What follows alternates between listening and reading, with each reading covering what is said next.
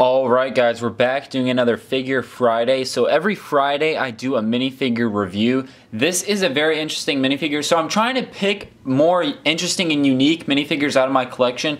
Most of you guys know that watch my weekly updates and that know kind of how my Lego room's set out. I have this big shelf that has a bunch of minifigures on it. A lot are custom printed, a lot of them are also given to me by fans. Some of them are original Lego ones, but this one's a custom printed one, and I'm trying to pick the ones that have interesting backstories that I can talk about and give you guys a little bit of a cool story and some insight into a, more unique minifigure than just a regular custom. So this one is, if you guys don't know, I made the Battlefield 1 Sinai Desert MOC. It was a huge MOC series I did. It took me over a year to build. It was quite literally like 8 feet long by 4 feet wide. It was a huge display. You guys can check that out. Just go to my channel, it's on there, or just type it in on YouTube, you'll find it. And basically I needed a bunch of figures for that. So I printed up a bunch of Ottomans and a bunch of British soldiers. Now, those were going up.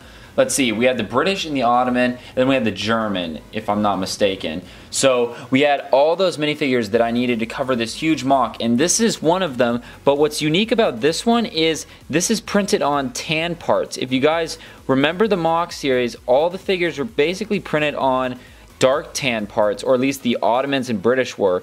And now this is a...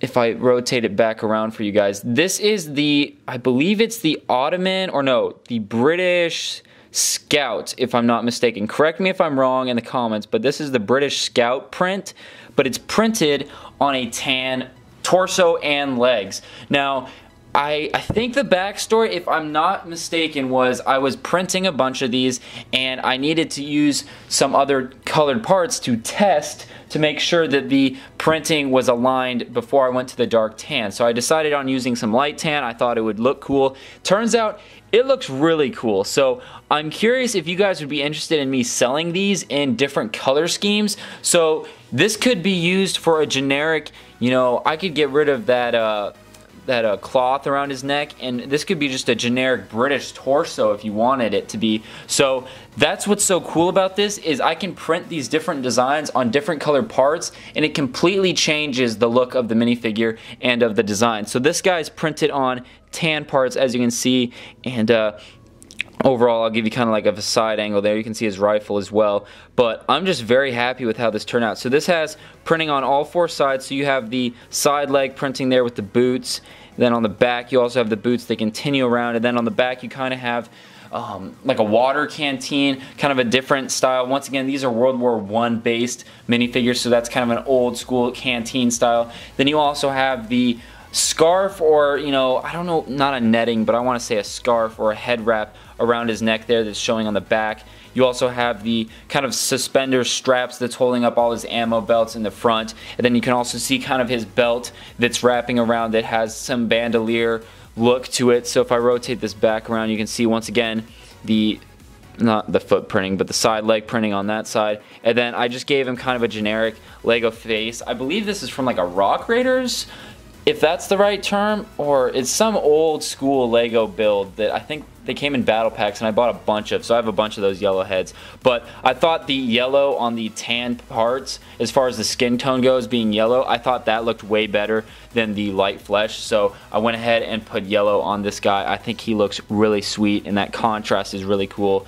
But if you look on the front there, you can see once again that head wrap going around, or his scarf. Then you have the main bandoliers for his rifle going around his chest, in a diagonal pattern, like he's got it kind of around one shoulder and then hanging under the other arm. Then you have the 2 main pouches on the front. This might actually be the support.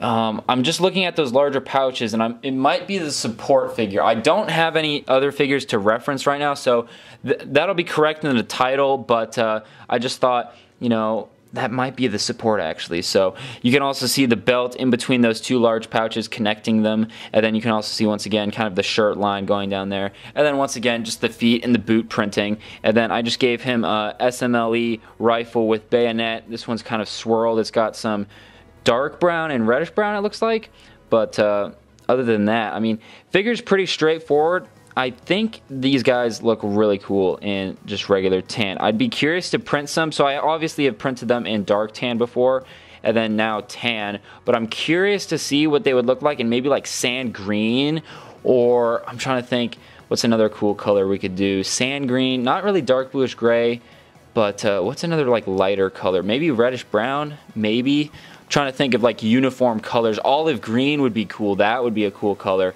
But just giving you guys another 360 of this figure.